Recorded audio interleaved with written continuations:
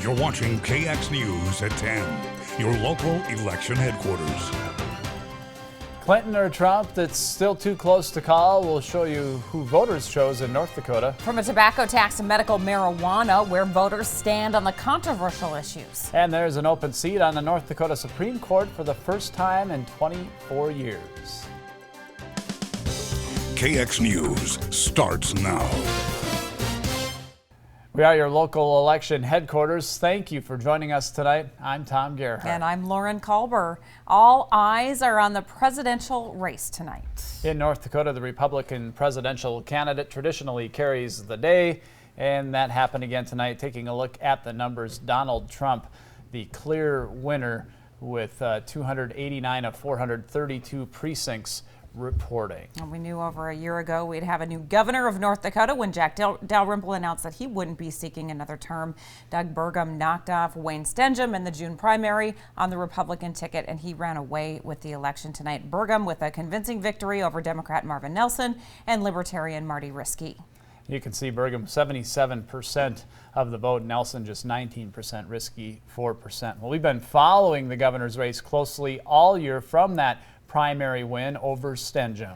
And we go to Fargo now, where we have Ben Smith, who is still at Burgum's victory party at the Sanctuary Event Center.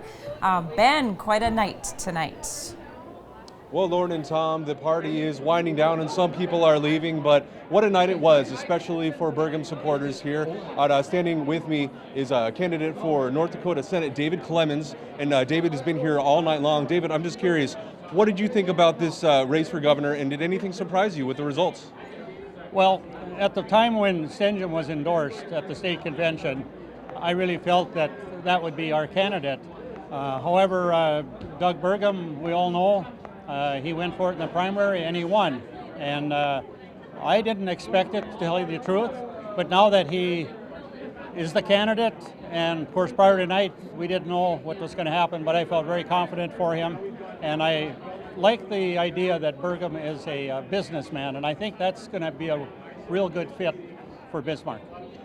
Tell me a little bit more about that. What it is about his experience in business that might help North Dakota in the future? Well, I think everybody realizes, maybe not so much with North Dakota, but we've had a few ups and downs with our budget in the last few years there too. And good business people understand a budget and how to keep it, or they wouldn't be in business. And I think people are looking for that same type of terminology and philosophy to carry over into our state government. And I personally feel it's a good fit to have business running our government. I really do. And so what are you looking forward to? You know, he's going to be taking over and sworn into office soon enough. What are you looking for to be maybe the first big change that the folks of North Dakota will notice with a new leader?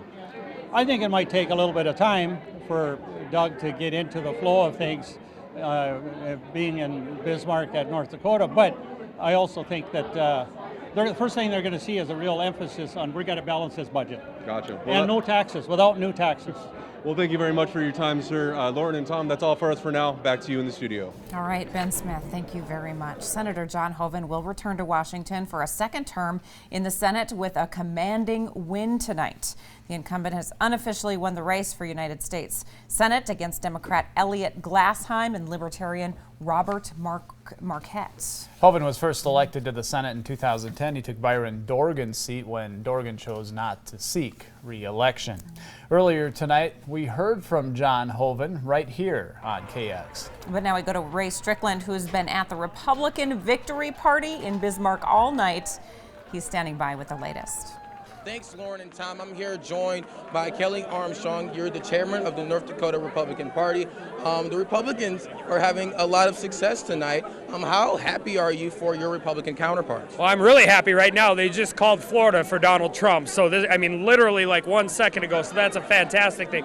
Obviously, in North Dakota, we're doing great. We're doing great in our legislative races. All our statewide candidates are going to win. It's just an awesome time to be a Republican in North Dakota. And I was just going to say that a lot of Republicans have just left that stage, just accepting and doing a victory speech, if you will. But we're not sure on Trump, even though he just won Florida. It's still early to call the race. How confident are you in him beating out Hillary Clinton and becoming the next president of the United States? Well, I think it's going to be a long night, but I think winning Ohio and winning Florida are huge, because without Ohio and Florida, Trump cannot win the presidency. That's kind of the path every Republican needs. I think everybody should buckle up. I think we're in for a long night, and it's going to be exciting.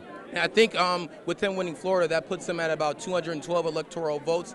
What other states, of course, outside of Ohio and Florida, that you guys are looking at for him to win? Well, I think the interesting thing about Trump is he's put states in play that haven't been in play before. You know, we haven't won Iowa in 2 election cycles. He's going to win Iowa. But you got to watch Michigan, you got to watch Pennsylvania, but I think you just got to watch the whole thing. I think this is kind of the same deal that's gone on with Trump's whole candidacy. The polls underrepresent the support for him, and I think we just need to watch what happens all night long. And if Trump wins, I'm sure you don't think this is going to be an upset. Yeah, well, I think everybody also think it's an upset. You know, when he came out here and he spoke at the North Dakota Petroleum Council, he talked about things that are important in North Dakota. He talked about lower taxes, lower regulation, opening borders. I mean, if you're in a commodity state like North Dakota, and ag and energy are your 2 biggest industries, those are music to our ears. And it's important to the state of North Dakota that we get somebody in the White House that understands those things. And the race is almost coming to a close. Give us some insight on what you think Trump is thinking, because I'm sure he's probably on pins and needles right now. You know, as somebody I'm on the ballot for the state Senate, but as being around my statewide guys, I don't know what these guys are thinking. You put your blood, sweat, and tears into this for 18 months, 12 months, and you do this, and you just hope things turn out, and you hope people, you hope people are out there buying what you're selling, and I can't imagine what they're going through, but I wish them well. Kelly, thank you for joining me. I'm going to send it back to you guys at the desk. All right, thanks a lot, Ray, for that report. Republican Kevin Cramer was another victor tonight in the Republican Party. He's already served 2 terms in Congress. He's opposed by Libertarian Jack Seaman and Democrat Chase Iron Eyes. This race was called well before 10 o'clock, and Cramer has come out on top with 69% of the votes. And moving over to all the Democrats. We've been checking in with them at their headquarters at the Elks in Bismarck. And we go there now. Cynthia Hill's been our reporter on hand. Cynthia, what's the mood like there? Thanks, Lauren and Tom. Cheers were just heard behind me. Reports of Hillary Clinton up in the electoral votes. Chase Iron Eyes just wrapped up his address to the audience here at the Elks. At this point, Donald Trump has won North Dakota, according to several outlets, and some state races have been called as well. I have Karen Ahrens here with me on the ballot for the State House District 32. Karen, what are your thoughts about the local and national races today? It's been a great opportunity and an honor to run for office here in Bismarck's District 32. I've learned a lot, I've met a lot of people, and I have a great respect for the people who live here. No matter what happens, when the votes are all counted, we're all going to be living here together in North Dakota, in the United States. I look for us to find ways that we can reach out to each other. I look for us to keep finding ways that we can respect each other. And I look for ways that we can be a public service to each other, whether we're in an elected office or whether we're Joe citizen on the street. Absolutely. And what are your thoughts about Hillary Clinton, the announcement that she may be up in the electoral votes? Well, I believe that this is a state and a country where every person has value and worth. And I think that if Hillary Clinton wins the election, we'll continue on with that. If the other person wins the election, we're all going to keep trying to make sure that that happens as well. Thank you so much for your time. Look like reporting from the Elks Lodge. There'll be much more going on tonight. It'll be an exciting day as the folks around here wait for results to roll in. Reporting live from the Elks in Bismarck, Cynthia Hill, KX News. All right, thank you very much, Cynthia. Now let's move on to the measures. Measure 4 is a bit of a surprise, with voters overwhelmingly decided not to pass the measure. Measure 4 would increase taxes on tobacco products to create a veterans trust fund, a community health trust fund as well. If passed, it would raise the state's cigarette tax for the first time in nearly a quarter century from 44 cents to $2.20 a pack. That's a 400% increase to what is now the 3rd lowest tax in the nation. Over 63% of voters right now saying no.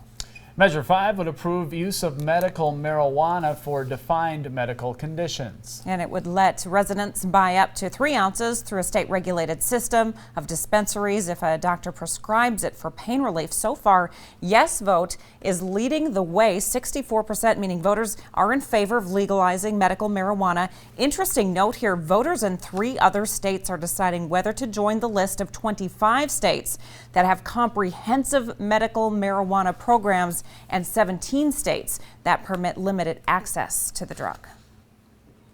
Supporters of Measure 3, also known as Marsy's Law, would expand the rights of crime victims. This was a contentious issue throughout the election, and so far the yes votes are leading the way. 63% of voters are in favor of it, and it looks like it's on its way to victory.